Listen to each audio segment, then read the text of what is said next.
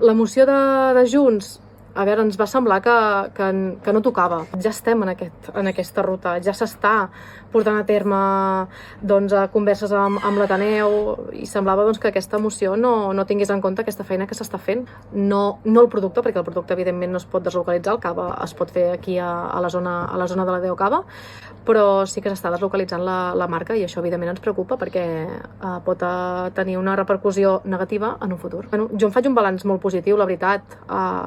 Des del Partit Socialista hem vist un canvi positiu en tota l'estructura de l'Ajuntament, en el tarannà, en l'ambient que hi ha a nivell tant d'equip de govern com d'Ajuntament en general.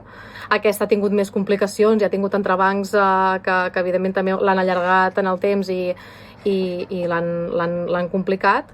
Però sí, però ja tenim aquesta segona fase de la primera fase molt encaminada i esperem que es pugui portar a terme el més aviat possible.